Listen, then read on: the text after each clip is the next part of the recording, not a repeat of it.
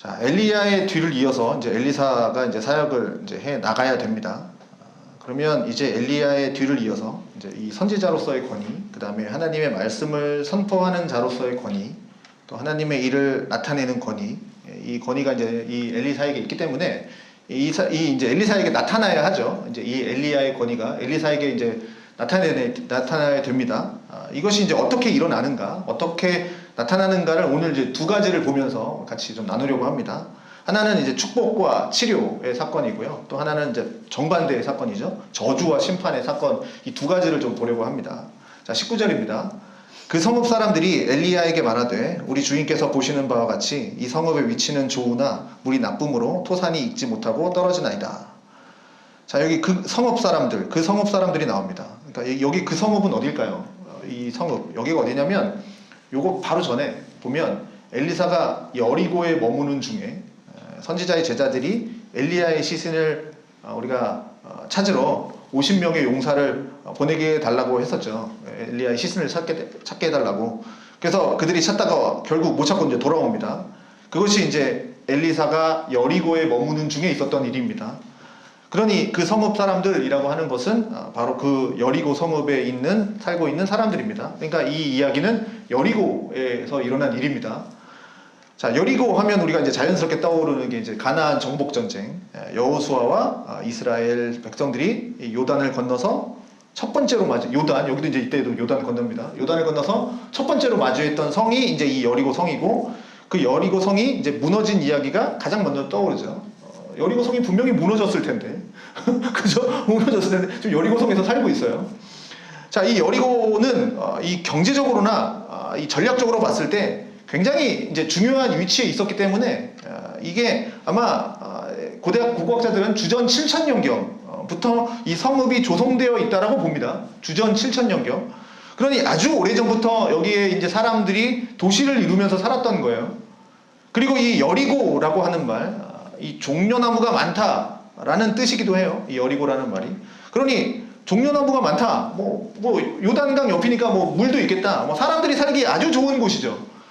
자, 오늘 그 여리고 성에 살고 있는 이제 그 사람들의 이야기인데, 그런데 이제 여기가 이 여리고가 아무래도 뭐 전략적으로도 굉장히 치기 어렵지 않습니까? 이 이스라엘 군대들이, 이스라엘 사람들이. 그래서 전략적으로도 너무 좋고, 입지가 또 좋고, 또 이렇게 종려나무 가지라고 하니까 뭐 좋은 곳이어서 사람들 살기도 좋고, 또 종려나무도 많고, 그래서 아주 오래전부터 사람들이 살고 있었던 이 지역에 살고 있는 사람들에게 너무나도 좋았는데, 그러나 이 지역 사람들에게도 문제가 있었다는 거죠. 그 지역 사람들에게 문제가 있는데, 금방 읽어본 것처럼 이 땅의 위치가 좋습니다. 우리가 살기에 너무 좋습니다. 그런데 물이 나빠요. 물이 안 좋아요. 물이 나쁨으로 토산이 익지 못하고 떨어집니다. 이렇게 돼 있는 거죠. 토산, 땅에 나와서 수확하는 거, 열매, 땅에서 수확한 열매를 토산이라고 합니다. 그러니까 이런 고민을 안고 있는 거죠. 토산이 잘 자라지 않는 거죠. 그러니까 당시 이제 농경사회 아닙니까? 그래서 당시에는 많은 사람들은 이제 씨를 뿌리고 농사를 지어서 거기서 맺히는 수확을 가지고 이제 먹고 살아야 되는데, 그런데 이게 씨를 뿌리고 열심히 농사를 지어도 열매가 맺히기는 하는데 거두어 들이는 거 별로 없는 거죠. 토산이 좋지 못하니까. 그러니까 물이 나빠서 열매가 익기도 전에 막 다 떨어져 버리는 거죠. 그러니 이것은 먹고 사는 거와 문제가 있는 거죠. 굉장히 중요한 문제 아닙니까? 그래서 물 때문에 야, 이거 사람들이 살 수 없다. 너무 좋은데, 다 좋은데 물이 좀 안 좋다. 요거죠. 그러니 이제 가만히 있을 수가 없는 거죠. 이 문제를 해결하지 않으면 사람들이 살기가 너무 힘들어지니까. 그런데 여기서 또 하나의 접근이 있는데, 이거는 이제 열매 관련된 접근이고, 여기 토산이 익지 못하고 떨어진다라고 하는 번역을 히브리어 단어의 다른 뜻으로는 무슨 뜻이 있냐면 자식을 잃다, 낙태한다 라는 뜻도 있습니다. 그래서 그 땅에 사는 사람들이 자식이 없다, 이런 말도 되는 겁니다.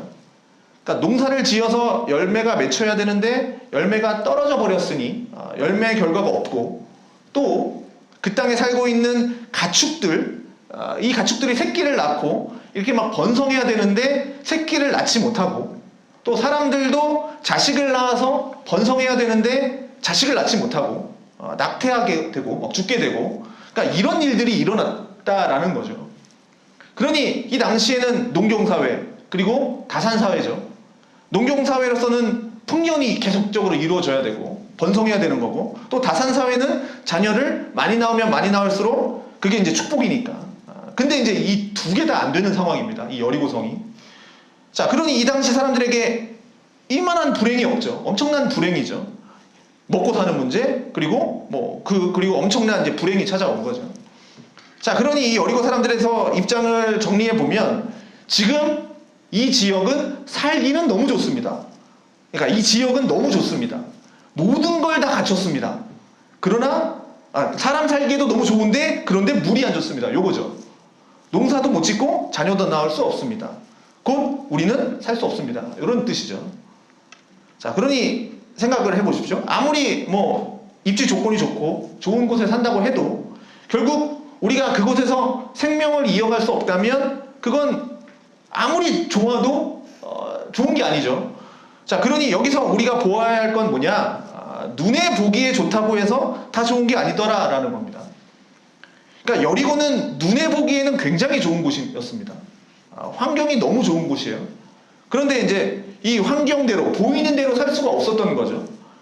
그러면 눈에 보이는 것보다 더 중요한 건 뭐냐? 정말 이곳에서 우리가 생명을 누리면서 살아갈 수 있냐? 이게 정말 중요한 거죠. 그런데 정작 수많은 사람들은 이 생명을 누리면서 사는 것보다 내 눈에 보기에 좋은 것을 따라서 살아가는 경우가 많더라라는 거죠. 거기에 더 관심이 더 많더라는 거죠. 정말 나한테 필요한 곳에서 있는 것이 아니라 내가 보기에 좋은 곳, 내가 얼마나 생명을 풍요롭게 풍성한 삶을 살 것이냐, 이것보다 지금 내가 당장 보기에 좋은, 지금 당장 내가 보기에 화려한, 내가 보기에 아름다운, 예쁜 이런 곳에서 누릴 걸 누리면서 살고 싶냐, 여기에 사람들이 더 관심이 많더라는 거죠. 자, 대표적으로 아브라함과 롯을 우리가 생각해 볼 수 있겠죠. 아브라함과 롯이 이제 수요가 많아지니까 이게 한 곳에서 살 수가 없죠. 그래서 아브라함의 가축을 치는 목자들과 롯의 가축을 치는 목자들이 서로 싸우죠. 자꾸 다툼이 일어납니다. 그래서 아브라함이 롯에게 뭐라 그래요? 네가 어디로 가는지 네가 선택해라. 그러면 나는 너와 반대로 가겠다. 이렇게 얘기를 하죠. 롯이 어떻게 선택을 합니까? 선택하는 기준이 뭐였습니까? 롯이 딱 보니까 눈을 들어 요단 지역을 딱 살펴보니까 소말까지 물이 아주 가득한 풍요로운 곳을 보게 되죠. 롯이. 그래서 성경에 뭐라고 나오냐면 마치 여호와의 동산 같고 애국과 같은 땅이었더라. 이렇게 나옵니다. 그러니까 이유는, 롯이 거길 정한 이유는 뭡니까? 하나님이 아직 소돔과 고모라를 멸하기 전이죠. 그러니 멸하기 전에 그 소돔과 고모라니까 롯이 볼 때 그 소알 지역, 소돔과 고모라 이쪽 지역은 애굽 땅과 같이 아주 풍요로운, 굉장히 풍족한, 풍성한, 즉 눈에 보기에 좋았던 곳이었다라는 거죠. 그곳을 롯은 선택해서 간 겁니다. 그랬더니 결과가 어떻게 됩니까? 거기에는 참 눈에 보이기에는 참 좋았지만 사실은 생명이 없는 땅이었죠. 그저 쾌락, 향락, 사람들의 즐거움만 있던 곳이었죠. 하나님이 거하시지 않는 곳이었습니다. 결국 거기에 심판이 임했습니다. 사사시대, 우리가 사사시대로 좀 뒤로 돌아가 보면 이스라엘 백성들이 왜 그토록 하나님의 그 사사시대 때 말씀이 떠나 있고 하나님을 배반했습니까? 사사시대 때 왜 그랬습니까? 반복적으로 나오는 이유가 있잖아요. 하나님을 배반한 이유. 그들이 다 자기 소견에 옳은 대로 행했다라는 거죠. 그러니까 즉 자기 소견대로, 자기 눈에 보기 좋은 대로 행했다라는 겁니다. 그러니 오늘 당장 나한테 보이지 않는 하나님 말씀보다는 당장 내 눈에 보이는 그 좋은 곳을 따라서 살아가는 것이 사람들의 모습이었다라는 거죠. 지금 우리도 마찬가지죠. 지금 당장 내 눈에 보이는 거, 이게 중요합니다. 내 구미에 당기는 거, 이게 더 지금 마음이 끌리는 거죠.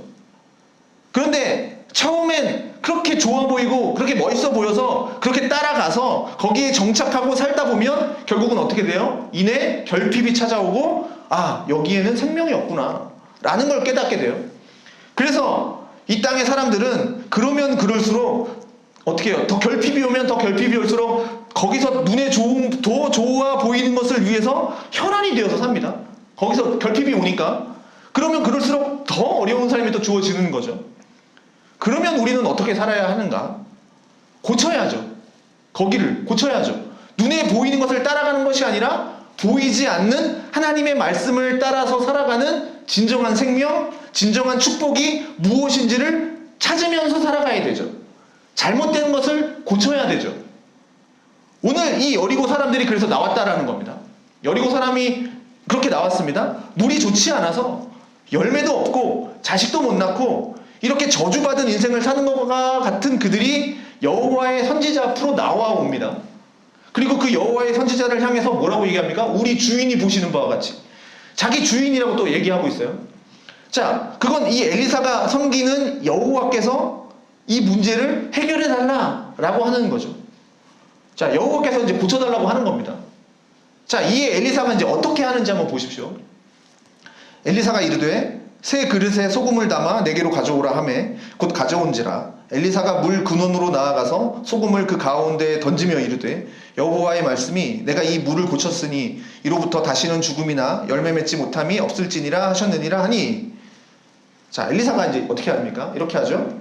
새 그릇에 소금 갖고 와라. 그래서 그들이 소금을 가져옵니다. 그리고 엘리사는 물 근원으로 가죠. 물 근원으로 가서 그 소금을 그 가운데 던집니다. 자, 그럼 우리는 여기서 이제 질문을 해야 되죠. 새 그릇에 소금을 가져오라는 이유가 뭘까? 그리고 왜 물에다가 소금을 뿌릴까? 이게 이제 되게 궁금한 이야기죠. 그런데 이제 성경에서는 그 이유에 대해서는 명확하게 나오지 않기 때문에 여기서 새 그릇, 소금, 이것이 무엇이 의미하는지는 정확하게 나오지 않습니다. 성경이 말해주지 않기 때문에. 그런데 뭐 여기 새 그릇에 담았다라는 것을 어떤 학자들은 뭐 예배의 의미로 보기도 합니다. 그러나 이런 의미가 있습니다. 새 그릇은 새 그릇이잖아요. 새 거잖아요. 그러니까 무엇도 닿지 않은 거죠. 그러니까 그거는 곧 정결함을 뜻하는 거죠. 그래서 부정하게 된 것, 부정한 것은 무엇에 접촉했거나 닿았을 때 이제 부정해지는 거니까. 그래서 새 그릇, 아무것도 닿지 않았던, 아무것도 쓰지 않았던 그 새 그릇은 이제 정결함, 거룩함의 상징이고, 그래서 새 그릇을 가져가서 여리고를 고친다라는 거, 뭡니까? 이제 부정하고 더럽혀져 있는 이 여리고를 정결하고 거룩하게 고치겠다. 그런 상징적인 의미가 여기 이제 담겨 있습니다. 그러나 우리가 자꾸 여기 이 새 그릇, 여기에 꽂히시면 안 됩니다. 자, 새 그릇이라고 하는 이 그릇에 너무 초점을 두지 않아도 될 것 같습니다. 그렇게 뭐 이렇게 의미 있는 중요한 하면 할 수 있지만 제가 말하는 요점에서 좀 벗어나는 겁니다. 자꾸 이상한 데 꽂히시면 안 됩니다. 그럼 소금은 뭘 뜻할까? 소금을 가지고 이제 물에 던졌죠. 그러면 물이 오염됐거나 물이 좀 덜 더럽혀졌으니까 더럽혀졌으면 거기에 소금을 넣으면 이 물이 깨끗해지나? 거기 그 팔레스타인 지역은 소금으로 해서 깨끗해지나?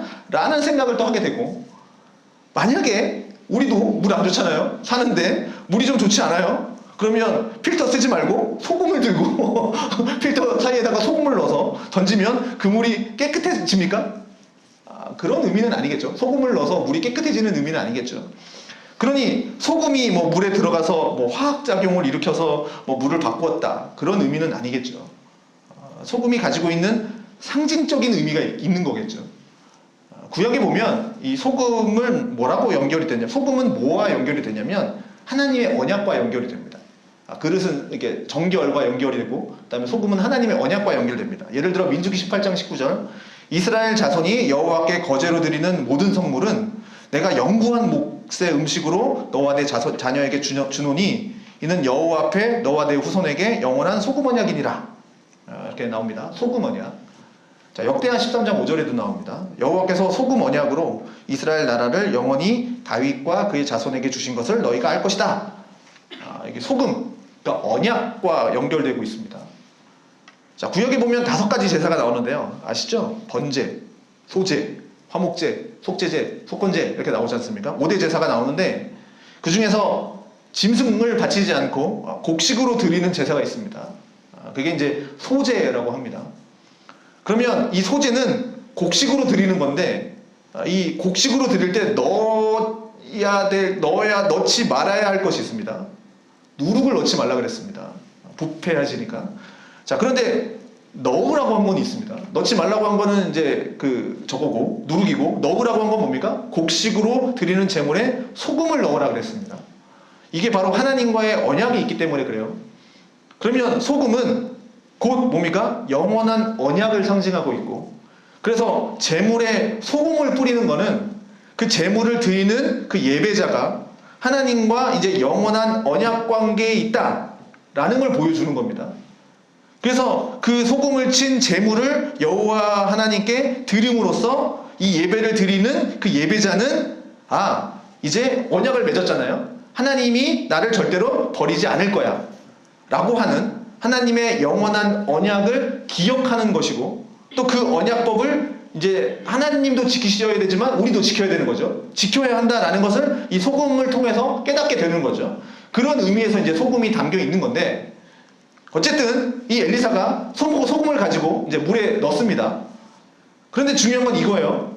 소금을 어디다 넣냐라는 게 이제 중요한 겁니다. 그러니까 소금도 뭐 그릇 소금 이거보다 더 중요한 거예요. 어디다 넣었느냐.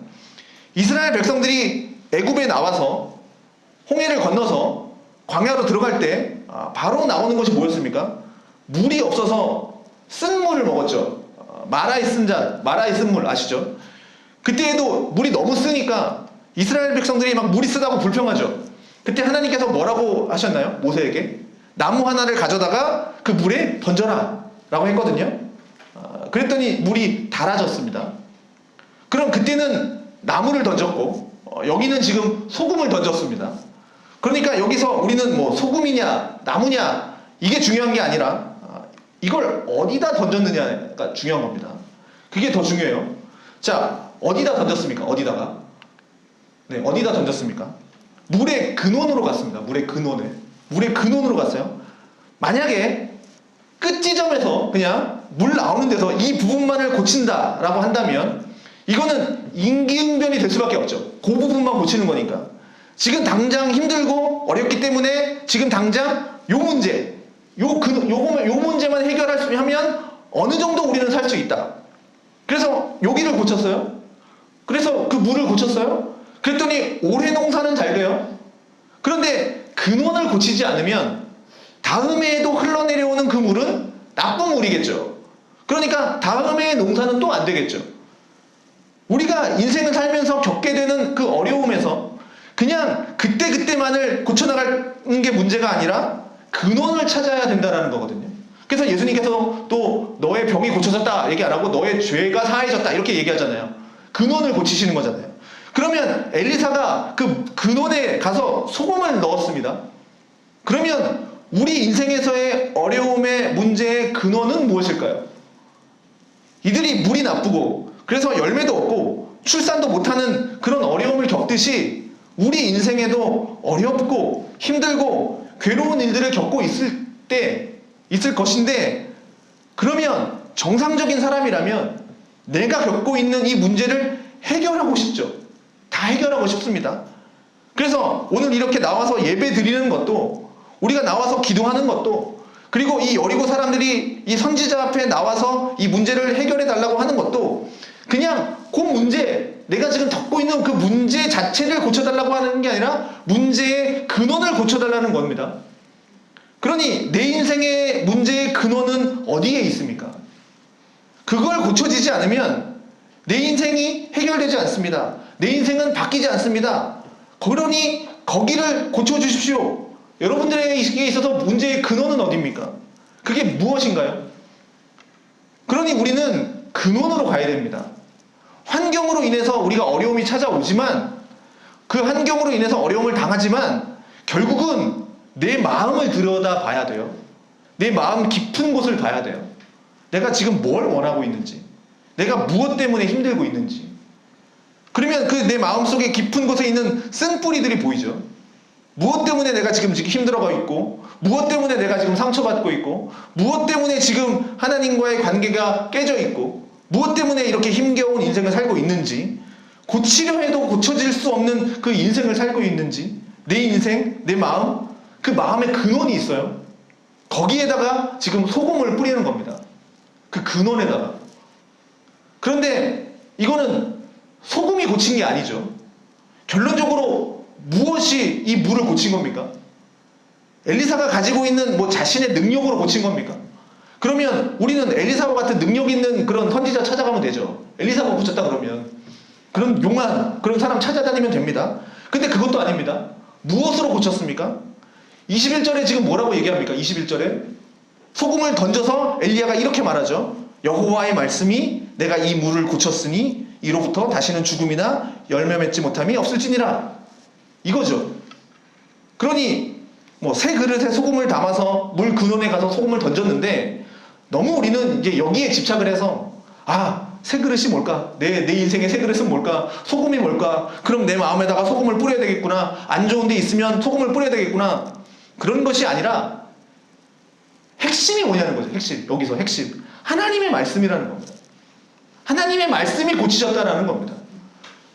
예수님이 병든 자들을 고치시고 또 눈먼 자들을 고치시고 할 때 어떤 사람은 그냥 말씀으로만 고치시는 적도 있지만 또 귀가 안 들리는 그런 장애인 또 눈이 안 보이는 그런 장애인에게는 어떨 때는 이렇게 손에 침을 뱉으셔서 그 눈에다가 막 침을 바르시면서 고치실 때도 있죠. 그 다음에 에바다 열려라 하시면서 고치실 때가 있습니다. 왜 그럴까? 그러면 뭐 예수님에는 뭐 특별한 침이 뭐 효과가 있나? 그 당시 사람들에게는 뭐 침이 우리도 예전에 그랬지만 침이 이제 고치는 능력이 효능이 있다라고 생각하는 것도 있긴 했지만 그럼 모든 사람에게 그 방법을 쓰면 되죠. 모든 사람에게 해야 되지만 그렇게 방법을 쓰지 않거든요. 그 특정한 사람들에게만 그렇게 방법을 쓰신 건데 중요한 건 말씀이라는 겁니다. 말씀. 그러면 우리 인생에 나의 어려움에 지금 고쳐야 할 문제, 해결해야 할 문제 여기에 지금 뿌려져야 될 게 뭡니까? 내 인생 가운데에서 고쳐져야 되고 해결돼야 될 것은 바로 말씀이라는 겁니다. 하나님의 말씀. 내 해결돼야 될 문제에 하나님의 말씀이 뿌려져야 돼요. 근데 이 여호와의 말씀이 놀라운 게 뭐냐면 내가 이 물을 고쳤으니 다시는 죽음이나 열매 맺지 못함이 없을지니라 라고 얘기한다라는 거죠. 그래서 지금 이 물을 고쳤으니까 뭐 오늘은 나아질 건데 내년에는 또 다른 문제가 생길 수도 있어. 그때 한번 보자. 그게 아니라는 거죠. 여호와의 말씀은 다시는 죽음이나 열매 맺지 못함이 없을지니라 라고 말씀을 하십니다. 그래서 결과가 어떻게 됐습니까? 22절에 보니까 그 물이 엘리사와 한 말과 같이 고쳐져서 오늘에 이르렀더라. 자, 엘리사가 한 말이 하나님의 말씀이죠. 그래서 오늘에까지 이르렀다라고 했는데 그 오늘은 언제겠습니까? 열왕기서를 쓰고 있는 그때겠죠. 그 날이겠죠. 열왕기서를 쓰고 있는. 그러면 이 열왕기서는 언제 썼습니까? 유다가 멸망하고 포로로 끌려가서 고레스 칙령이 일어날 때까지 그때 쓰여진 거니까. 그 당시에도 이 여리고의 물은 괜찮았다라는 겁니다. 이때가 지금 전이니까 한참 전이니까. 그리고 지금도 여리고에 가면 엘리사의 샘이라고 있다고 합니다. 그래서 지금도 여리고의 물은 괜찮다고 해요.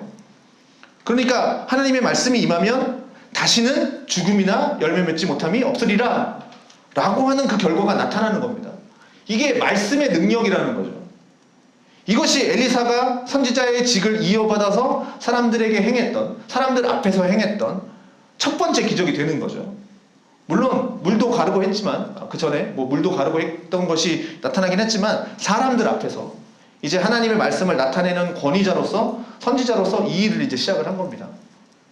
여기에 무슨 일이 일어났습니까? 축복, 생명, 그 죽음을 물리치시고 어둠을 물리치시고 그 생명과 축복의 역사가 지금 일어나고 있습니다. 하나님의 말씀으로 일어났죠. 자, 이제 두 번째 보도록 하겠습니다. 이 부분을 읽으신 분들은 좀 의아하실 부분입니다. 다들 이제 이 부분 읽으면서 이해가 잘 안 되는 23절, 24절 다시 한번 읽어보겠습니다. 엘리사가 거기서 이제 베들로 올라가더니 그가 길에서 올라갈 때 작은 아이들이 성읍에서 나와 그를 조롱하여 이르되 대머리여 올라가라 대머리여 올라가라 하는지라. 엘리사가 뒤로 돌이켜 그들을 보고 여호와의 이름으로 저주하매 곧 수풀에서 암곰 둘이 나와서 아이들 중에 42명을 찢었더라. 자, 기독교에 반감 갖고 있는 사람들 이런 구절 보면 참 좋아합니다. 어떻게 사람을 저렇게 그것도 아이들을 이렇게 저주해서 죽일 수가 있나. 이게 나오죠. 이게 베델로 올라가다가 일어난 일입니다. 여리고에서 나와서 베델로 올라가다가 일어난 일입니다. 자, 그리고 거기 나온 아이들, 작은 아이들이라고 나오는데, 자, 작은 아이들이 대머리에 올라가라, 대머리에 올라가라 나옵니다. 그래서 여호와의 이름으로 저주합니다. 그래서 42명이 암곰이 나와서 찢었다고 했는데, 뭐 찢었으니까 뭐 거의 죽었겠죠. 42명이 뭐 거의 다 죽었을 겁니다. 이게 과연 정당한 일인가? 선지자로서 아무리 권위를 나타내려고 해도 이게 맞는 일인가? 이게 이렇게 좀 의문을 가질 수밖에 없는 구절이죠. 우리가 여기서 주목해야 될 것은 이 사건이 일어난 장소입니다. 어디입니까? 베델로 올라가는 중입니다. 그러면 베델 하면 딱 누가 떠오릅니까? 베델! 그럼 딱 떠오르는 야곱 생각나실 겁니다. 그래서 이따가 또 얘기하겠지만 이 베델은 하나님의 집이라는 뜻이에요. 베델. 베트가 집이고요. 엘이 하나님입니다. 그러니까 하나님의 집인데, 그래서 이 베델은 굉장히 중요한 곳입니다. 자, 엘리야가 올라가기 전에, 하늘로 올라가기 전에 엘리야와 선지자들이 여러 곳을 다녔잖아요. 우리가 첫 시간에 배웠을 때 바로 어디를 지나냐면 베델을 또 지나왔습니다. 그리고 베델 지나고 여리고 지나고 이제 다시 반대로 이제 거기로 엘리사가 가는 건데, 거기에 누가 있었습니까? 엘리야랑 갈 때 선지자의 제자들이 있었습니다. 이 베델에. 그래서 베델은 선지자의 학교가 있었구나, 선지자의 제자들이 거기에 있었구나, 이렇게도 볼 수 있지만, 그런데 또 베델은 선지자 학교만 있는 게 아니라 베델엔 또 뭐 있습니까? 금송아지가 있죠. 금송아지. 솔로몬 이후에 어떻게 됩니까? 여로보암과 르호보암으로 갈라지죠. 10개 나라, 2개 나라 이렇게 하고 갈라지죠. 위아래로. 북이스라엘과 남유다로 갈라지죠. 예루살렘은 남유다에 있으니까 북이스라엘의 이 12지파는 절기가 되면 다들 예루살렘으로 가야 되는데 제사를 드리거나 예루살렘으로 가야 되지 않습니까? 절기가 되면. 근데 나라가 갈라졌잖아요. 그럼 이 나중에 이 10개의 나라 통치자가 자기 백성들이 저 옆 나라 밑에 나라 예루살렘으로 가는 걸 허용하겠습니까? 우리나라로 따지면 절기 때 서울로 가라, 이게 허용되겠습니까? 안 되겠죠. 거기 가면 안 되죠. 그래서 어떻게 합니까? 그걸 금지하고 베델과 단에다가 금송아지 세우죠. 베델하고 단에다가 높은 데 낮은 데다가 북쪽에다 남쪽에다가, 그리고 이제 여기서 여호와를 경배해라 이렇게 얘기합니다. 그러니 베델은 뭐 하는 곳입니까? 금송아지를 숭배하는 우상 숭배의 근원지입니다. 자, 그래서 여기에 선지자들만 있는 게 아니라 지금 거기에는 선지자들보다 오히려 누가 더 많겠습니까? 우상 숭배를 하는 사람들로 가득한 도시가 되어버린 거예요, 이 베델은. 그래서 아모스나 호세아 선지자들은 이곳을 뭐라고 표현하냐면 벳아웬이라고 들어보셨나요? 벳아웬이라고 불렀어요. 사악한 집이라고 바꿔서 불렀습니다. 베델이라고 안 하고. 그러니 여기는 우상 숭배의 근원지고, 자, 이 베델에서 지금 작은 아이들이 나오는데, 그러면 이 사람들은 곧 우상 숭배에 깊이 빠져 있는 사람들입니다. 근데 좀 우리로 하여금 좀 이렇게 좀 힘들어하는 게 작은 아이들이라는 표현이잖아요. 아무리 우상 숭배한다고 해도 아무리 해도 어린애들을 이게 되잖아요. 근데 이 작은 아이들이 히브리어 원어가 뭐냐면 나르라는 단어입니다. 나르라는 단어인데, 이 나르가 꼭 애들만 쓰는 단어가 아닙니다. 나르라고 하는 말은 유년기부터 결혼하기 직전 청년까지도 아우르는 말이 이 나르입니다. 이 작은 아이들이라는 표현.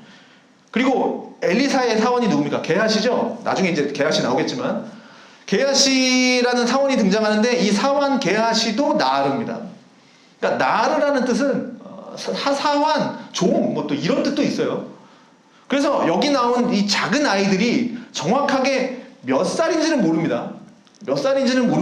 그런데 그냥 한번 우리가 상식적으로 한번 생각해 볼게요. 만약에 이 아이들이 한 10살 정도 되는, 10살도 안 되는 뭐 초등학교, 진짜 작은 아이들, 우리가 생각하는 아이들이었다고 생각하면 이 말이 안 되는 게, 그렇게 10살도 안 된 아이들 중에 42명을 찢김을 당하니 거기 모여있는 애들은 그 중에 42명이니까 더 모였을 거 아닙니까? 그죠? 더 많을 거예요. 한 50명, 60명, 어쩌면 70명까지도 될 건데 10살도 안 된 애들이 50, 60명씩 떼를 지어서 성에 나와서 숲을 돌아다니면서 대머리에 올라가라 이러고 있을까라는 거죠. 이게 상식적으로 좀 말이 안 되는 또 다른 의미도 있지만 나중에 드리겠습니다. 그러니 여기 나오는 나르라는 사람들은 아마도 청년들인 것 같고 이들은 그룹, 집단을 이루어서 지금 다니고 있는 건데 근데 지금 엘리사한테 뭐라 그러냐면 대머리 위에 올라가라, 대머리 위에 올라가라 지금 이러고 있는 거예요. 놀리는 거죠. 이것은 그냥 친구들이 돌아다니다가 한 50명씩 돌아다니다가 저기 대머리 아저씨 있다. 야 우리 저 사람 놀리러 가자. 그래갖고 대머리에 올라가라 이렇게 놀리는 게 아니라 지나가다가 하는 놀림거리 이게 아니라 이건 우연히 만난 사건이 아니라 이들은 엘리사를 타겟으로 간 겁니다.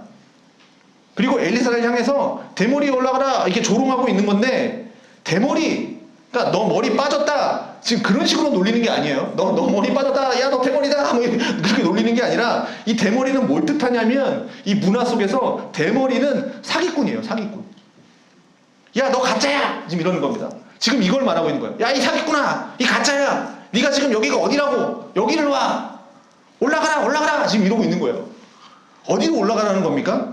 네 스승 엘리야 하늘로 올라갔다며 야 너도 올라가봐 막 지금 이러고 있는 거예요. 야 사기꾼아 가짜야 너도 올라가봐 막 이러고 있는 거죠. 이게 속된 말로 뭡니까? 꺼져버려 막 이런 얘기하는 거예요. 그러니까 여호와의 선지자 이 가짜인 주제에 거짓된 선지자 주제에 야 이 위선자 주제에 네가 감히 바알을 섬기는 이 베델에 와? 너는 여기 발붙일 생각도 하지마 꺼져버려 지금 이러고 있는 겁니다. 그러니까 이게 10살 정도도 안 되는 철없는 초등학교 애들이 돌아다니면서 대머리 아저씨 하나 만나가지고 야 대머리야 올라가라 조롱하고 지금 놀리고 그런 게 아니고 이건 우상 숭배에 깊이 빠져있고 바알 숭배에 깊이 빠져있는 이 젊은이들이 이 여호와의 선지자를 향해서 대놓고 비방하는 겁니다. 조롱하고 있는 겁니다. 가짜야 이러고 있는 겁니다. 이 바알에 빠진 사람들이. 그러니 바알을 섬기는 이 자리에 여호와를 섬기는 너 같은 놈은 들어올 수 없어. 지금 이러고 있는 거죠. 그러면 지금 이렇게 여호와의 선지자를 여호와의 권위를 받고 엘리야의 뒤를 이어서 선지자의 직을 이어가고 있는 이 엘리사의 입장에서 지금 저들이 그렇게 무리를 지어가면서 여호와의 종을 조롱하고 좀 대놓고 욕하고 있는데 그때 여호와의 선지자는 가만히 있어야 됩니까?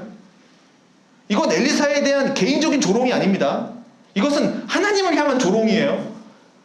바울이 예수 그리스도를 직접적으로 박해한 적은 없어요. 바울은 예수님을 만난 적이 없어요. 바울은 예수 믿는 사람들을 박해했습니다. 그런데 바울에게 부활하신 예수님이 나타나서 뭐라고 얘기했습니까? 나는 네가 박해하는 예수다. 그럼 뭘 뜻하는 겁니까? 예수를 믿는 사람들을 조롱하고 박해하는 건 곧 예수님을 모욕하는 겁니다. 그러니 이 지금 하나님으로부터 부름받고 하나님이 주신 권위를 가지고 그 말씀을 선포하는 이 선지자를 조롱하는 건 곧 여호와를 조롱하는 것과 똑같은 겁니다. 그러니 이건 엘리사가 자기 머리를 뭐 대머리다 놀리는 자기 비하하는 뭐 조롱하는 저 사람들을 향해서 개인적으로 화가 나가서 분풀이하면서 저주하는 게 아니라 여호와를 대적하는 이 저들을 향해서 여호와의 이름으로 저주하는 거예요. 그러니까 우리가 작은 아이들이라고 해서 어린 아이들 생각하니까 이건 문제 있다라고 생각하지만 그걸 뜻하는 게 아닙니다. 하나님을 조롱하고 하나님을 저주하는 사람들에게는 어떤 결과가 주어지는지를 보여주는 겁니다. 그래서 엘리사는 여호와의 이름으로 저주합니다. 그랬더니 무슨 일이 일어납니까? 암곰 둘이 나옵니다. 그러니 엘리사가 곰을 보내주셔서 죽여주세요 그런 것도 아니에요. 여호와의 이름으로 저주했더니 암곰 둘이 나온 겁니다. 숫곰이 아니라 암곰인데 암곰이 숫곰보다 더 사나웠다고 해요. 근데 하나가 아니라 이제 둘이 나왔죠. 만약에 하나가 나왔으면 야 이런 우연이 있을 수 있나 이렇게 생각할 수도 있죠. 우연의 일치. 그렇지만 수풀에서 암곰 둘이 나왔다라는 건 우연이 아니라는 겁니다. 하나님이 보내셨다라는 거예요. 그래서 그 중에서 42명이 찢겨요. 42명보다 더 많은 사람들이 이제 있었던 거죠. 그럼 이게 뭘 보여주는 겁니까? 왜 이들을 이렇게 곰이 나타나서 찢어 죽여야만 하셨나요? 하나님은 엘리사의 외모를 비하했으니까 하나님의 종을 이렇게 비하하면 조롱하면 죽는다. 이걸 보여주기 위해서? 아니죠. 이건 하나님을 부정하기 때문이에요. 그러니까 하나님의 사람을 좀 욕했다고 그런 게 아니라 하나님 자체를 욕했기 때문에 그런 겁니다. 그러면 이제 이 둘을 한번 생각해 봅시다. 앞에 이야기와 지금 뒤의 이야기. 서로 다른 얘기 같지만 사실 하나의 이야기입니다. 여리고에서는 축복과 생명을 나타내주는 치료가 일어났고, 베델에서는 저주와 심판이 일어났습니다.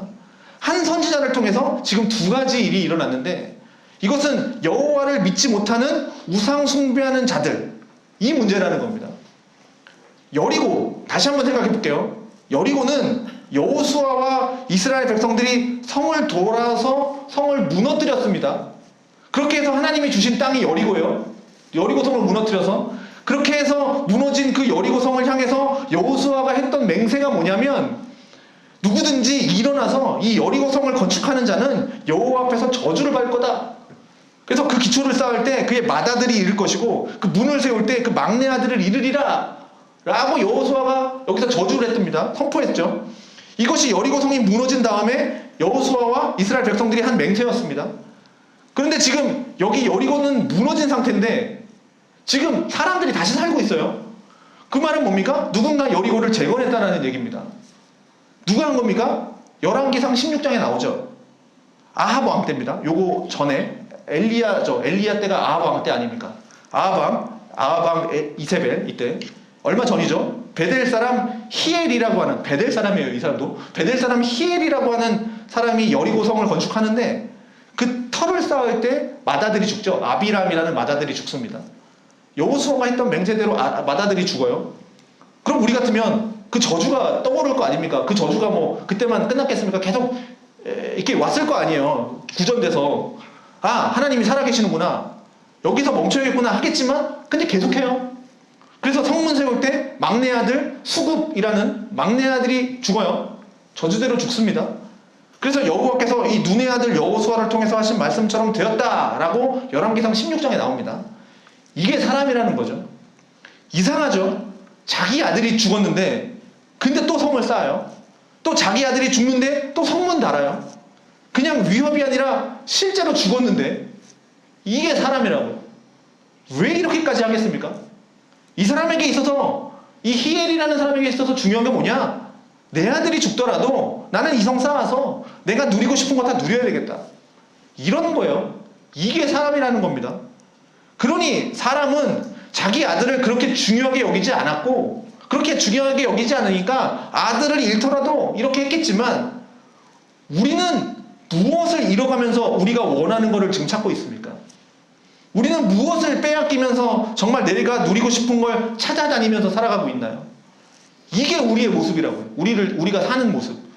끝없는 사람의 욕심, 사람의 탐욕. 분명히 하나님은 말씀하셨어요. 여기다가 쌓으면 이렇게 될 거다. 우리에게 주신 말씀도 있을 거예요. 그렇지만 우리는 그 하나님 말씀 무시하고 내가 얻기 위해서, 내 눈에 보기에 좋은 것을 위해서, 지금 나한테 정말 나를 좋게 해줄 만한 것을 위해서 그런 소중한 것들을 잃어가면서까지 그것들을 찾아가면서 살아가고 있는 게 우리라는 겁니다. 이게 사람이에요.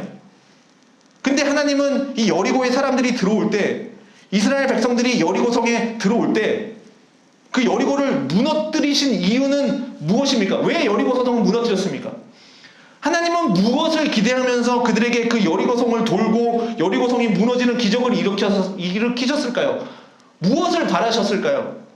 그리고 그 여리고 사람들이, 이 가나안 땅에 살고 있는 이 사람들이 하나님을 모르고, 하나님의 공의도 모르고, 하나님 말씀도 모르고 그냥 자기 눈에 좋은 대로, 자기 소욕의 욕심대로 그렇게 살아가던 그 사람들을 심판하시고, 그렇게 이제 그 땅에는 이제 하나님을 사랑하고 하나님 말씀대로 사는, 그 하나님의 뜻대로 이루어지게 하는 그 사람들을 거기에 심으시면서 이제 하나님의 공의가, 그 하나님의 영광이 드러나도록 살게 하시는 것을 목적에 두셨죠. 이제 세상의 그런 탐욕들을 다 제하여 버리고 하나님의 공의가 이 땅 가운데, 그 여리고 땅에 임하기를 목적을 두시고, 하나님은 그것을 계획하시고 거기에 여리고성을 무너뜨리시고 거기에 새 사람들, 하나님의 백성들을 거기에 심으셨는데, 그래서 정복전쟁이 일어나는 거 아닙니까? 그렇게 일어나는 건데, 근데 시간이 지나면서 이스라엘 백성들이 어떻게 합니까? 똑같이 그들과 한단 말이죠. 그 멸망당한 여리고 사람들, 아무도 살지 못했는데 그렇게 모두가 심판당한 그 여리고성 사람처럼 다시 거기에 여리고를 다시 세우는데 하나님의 나라의 여리고를 세우는 것이 아니라 우상 숭배의 여리고를 세우고 있다는 거죠. 그러니 하나님이 그걸 가만히 내버려 두시겠습니까? 그러니 물이 좋을 수가 없는 거겠죠. 아무리 입지가 좋고 아무리 환경이 좋고 아무리 사람 사는 것이 좋다고 해도 정작 주면 물이 좋을 수가 없는 겁니다. 베델은 또 어떤 곳입니까? 베델은 아까 야곱이 생각난다고 했죠. 야곱이 여호와 하나님을 만난 곳입니다. 에서를 피해서 외삼촌 라반의 집으로 갈 때 어느 한 곳에 머물러서 이 돌베개를 베고 잠을 잘 때 꿈에서 사닥다리 은혜, 그 사닥다리가 나오면서 하나님의 사자들이 오르락 내리락 하고 거기서 하나님 말씀 듣고 하나님을 만난 장소가 이 베델입니다. 거기고 그래서 이곳의 이름을 베델, 야곱이 짓습니다. 하나님의 집이라고. 그리고 나중에 돌아와서 야반에서 돌아와서 어려움 당하니까 이 야곱이 자기 가족 데리고 어디로 갑니까? 어려움을 당할 때 베델로 갑니다. 하나님을 만났던 그 자리로 다시 돌아가서 회개하고 그 자리에서 다시 하나님을 만나게 되는 거룩한 부흥을 경험한 곳이 베델입니다. 여기가 베델이에요. 이런 역사적인 곳이에요. 그런데 지금 베델은 어떤 곳이 되었습니까? 여로보암 왕이 예루살렘에 가지 못하도록 베델과 단에 금송아지 세워놓고 이 베델 이제는 하나님의 집이 아니라 우상 숭배의 집이 되어버린 거죠. 그러니 여기를 가만히 둘 수 있겠냐고요. 그러니 엘리사가 엘리야를 이어서 선지자가 되어서 지나갈 때 베델을 지나가면서 그곳을 심판하시는 겁니다. 그러니 여리고와 베델은 결국 바알을 비롯해서 자기 좋은 대로 살고 싶어하는 그 사람들의 우상으로 가득 찬 도시였는데 거기서 엘리사는 한쪽에서는 치료와 생명을 또 한쪽에서는 저주와 심판을 나타내셨던 겁니다. 자, 우리가 사는 도시도 마찬가지라는 거죠. 우리가 살고 있는 환경도 마찬가지입니다. 베델과 여리고 전혀 다를 바 없습니다. 우리 환경도. 우리도 뭐 바알은 아니지만 또 다른 우상을 우리는 만들어서 섬기고 있습니다. 모든 것을 갖춘 입지가 뭐 조건을 다 갖춘 땅, 지금 우리가 살고 있는 이 땅은 이 당시에 베델이나 뭐 여리고와 비교할 수 없는 너무나 훌륭한 땅, 너무나 좋은 땅, 그런 정말 부족함이 없는 마르지 않는 풍요로움이 넘치는 그런 땅에서 우리가 살고 있는데 그런데 아무리 눈에 보기 좋아 보여도 결국 물이 좋지 않으면 우리는 생명을 이어갈 수 없습니다. 그걸 알면서도 사람은 계속해서 우상을 섬겨요. 물이 안 좋으니까 그걸 고쳐줄 또 다른 우상을 찾아내요. 그렇게 만들어내서 또 섬기면서 살아가요. 그래서 우리의 근원을 들여다보면 결국 이 여리고 베델의 사람들이 우상을 찾으면서 그렇게 바알을 통해서 번성해 보려고 했던 것처럼 우리도 내가 이루고 싶은 걸 우상을 통해서 이루고 싶어하는 마음이 가득한 거죠. 그래서 우리의 영혼의 근원에 말씀이 들어와야 한다는 겁니다. 그리고 우리를 향해서 대머리에 올라가라 라고 하는 그 조롱하는 소리가 있다면, 우리를 조롱하는 그 우상 숭배자들이 있다면 우리는 거기서 가만히 있을 겁니까? 아, 내가 뭐 어떡하겠어, 내가 무슨 능력이 있어, 내가 무슨 힘이 있다고, 저들은 나보다 더 강한데, 그러면서 도망칠 겁니까? 그게 아니라 우리는 이 엘리사와 같이 하나님의 말씀을 선포할 수 있는 사람이 되어야 하는 겁니다. 그걸 어떻게 하느냐? 우리는 우상이 가득한 이 땅에서 하나님의 말씀대로 살아가는 겁니다. 그게 하나님의 말씀을 선포하는 거예요. 하나님을 예배하는 겁니다. 지금 이게 무너진 겁니다. 그래서 엘리사에게 이 권위가 주어진 겁니다. 다시 살리는 권위, 그런데 또 심판하시는 권위, 이게 주어진 겁니다. 자, 엘리야에게 임했던 그 성령의 역사가 갑절로 임했습니다. 그러나 이 능력을 2배로 받았다라는 건, 그 직을 계속 이어간다라는 건, 그가 받아야 할 고난도 2배라는 것이고, 그가 받아야 할 세상의 조롱도 2배라는 거예요. 그러니 우리는 섣불리 내게도 갑절의 은혜를 주십시오, 내게도 성령의 영감을 2배나 주십시오, 저 사람들보다 저들보다 더 뛰어난 능력 주십시오, 그렇게 우리는 섣불리 기도할 수 없어요. 2배라고요. 고난도, 조롱도, 힘든 것도, 우리가 겪어야 할 것도 2배입니다. 그렇다고 해서 이거 거절할 겁니까? 하나님의 은혜는 우리가 거절할 수 없어요. 하나님이 우리를 부르시고 하나님이 우리를 그 자리에 세우시는데 내가 힘들다고 어떻게 거절합니까? 자, 그러면 우리는 조롱받는 이 세상 가운데에서 그 하나님의 영광을 나타내면서 살아야 합니다. 이게 엘리사의 모습이었습니다. 이게 엘리사의 사역의 시작이 됩니다. 그러면서 오늘 본문 마지막에 보면 갈멜산으로 갑니다. 자, 갈멜산 어디로 갑니까? 엘리야가 바알 선지자들과 대결했던 850대 1 그곳으로 갑니다. 또 사마리아로 돌아옵니다. 자, 우상숭배로 가득한 사마리아로 다시 돌아가서 하나님의 말씀을 이제 엘리사는 나타내는 겁니다. 이것이 엘리사와 또 우리에게 주어진 권위입니다. 생명을 살리는 권위, 또 하나님을 조롱하는 자들을 멸하는 권위, 생명도 있지만 동시에 심판도 있습니다. 자, 이 여리고의 사람들이 여호와의 선지자 앞으로 나왔잖아요. 베델의 젊은이들은 여호와의 선지자를 조롱했습니다. 우리는 어떠한 태도로 하나님 앞에 나올 겁니까? 생명이 없는 우리에게 생명을 주시려고 하나님의 진노 앞에서 피할 수 없이 찢겨 죽을 수밖에 없었던 우리를 위해서 그 우리를 살리시려고 하나님의 아들은 이 땅에 오셨습니다. 그리고 우리를 대신해서 찢기셨습니다. 그러니 우리가 그리스도 예수가 바로 나를 위해서 이렇게 오셨다라는 것을 안다면 우리는 겸손히 하나님 앞에 나아가야 됩니다. 그리고 오로지 생명은 그리스도께 있습니다. 그래서 내 눈에 보이는 걸 따라 살지 아니하고 보이지 않는 그 하나님의 말씀을 따라서 하나님이 주신 그 사명을 나타내면서 살아가야 됩니다. 그러니 우리 눈에 보이는 걸 따라가지 마십시오. 그리스도께서 베푸신 그 은혜를 따라 살아가시기를 바랍니다. 이것이 우리 그리스도인들에게 주신 하나님의 권위입니다.